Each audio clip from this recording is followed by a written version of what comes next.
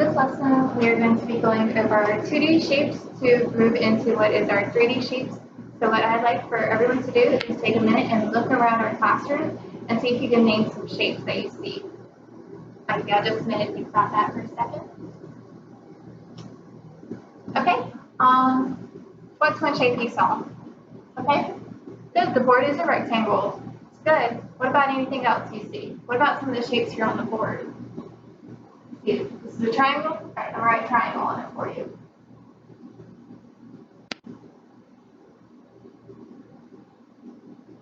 How do we know it's a triangle?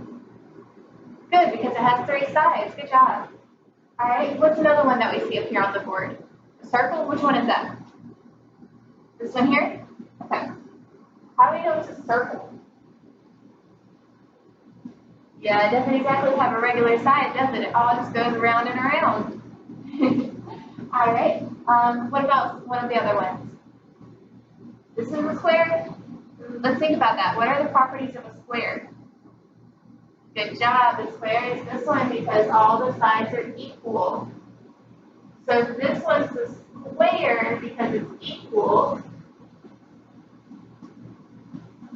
then what would the other one be? Good, rectangle.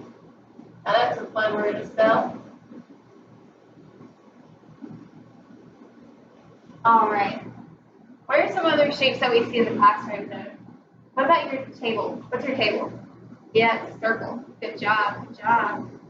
All right. Well, why are we talking about this again? Y'all know these shapes. So if we know our 2D shapes, so they're flat, they're straight. But what about a 3D shape? What about a 3D shape you could make? Okay, so this is one I created earlier today. So what is this? Good job, it's a cube. Why is it a cube? What's it made of? Yeah, you see squares. How many squares do you see? Let's count. 1, 2, 3, 4, 5, 6. So it takes 6 squares to make a cube. All right, and this is called a 3D object. So a 3D object is something that, well, honestly, this looks like a dice. But when you have a 3D object is multi-dimensional. So it's not just going to be on one plane, it's going to be on multiple planes. And so that's the reason it's like an actual box and not just a single square like you see up here, which is 2-dimensional. Also, I have this one here. What kind of shapes can you see in this? Yeah, good. There is a square. What about those? What are these sides here? It's up on the board. It's a triangle. Good job. So we have how many triangles to count? 1, 2, 3, 4 triangles and 1 square. So any idea what this would be called? A pyramid? It does look like a pyramid, but there's another word for that we also use for it called a prism. That's a fun word. Prism. Say it with me. Prism. All right. So we have a cube and a prism here. These are just a couple examples of what you can do using 2D shapes to make 3D shapes. So what we're going to do today is we're actually going to work on our 2D shapes, but we're going to build them. Okay? So what I want y'all to do is you're going to use our 3D pins. We've used them before.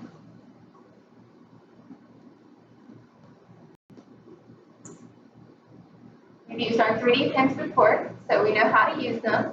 All right, you're going to put the filament in up here, and then you're going to press this down as you're ready to go, and you're going to use it just like you're writing, okay? So you know how we've been making our shapes and stuff with the 3D pins? Now we're just going to connect them together, okay? So we're going to connect them together to make different 3D objects. I want y'all to try to create 3D objects y'all see. You're right. I can put this on top of each other and make a house. So see how we have 3D objects all around? That was a good one, thank you. All right, and so what we're going to do is we are going to identify the shapes we're using. So we're going to use these different shapes, these basic 2D shapes that we have up here on the board, and we're going to use our 3D pins to actually draw them out, and we're going to connect them together to make our 3D shape. All right, so we're going to go ahead and start with that. For the purpose of this video, I will not be actually creating it in front of you because it takes so long to actually use 3D pens. However, I do have the example here, which I put together using different colors to be able to be seen with the different shapes, and as well as creating a prism that did not turn out as well as I would have liked. Once the students had completed their shapes and stuff, I'd have them share with each other, and we would go over the name of the 3D shapes.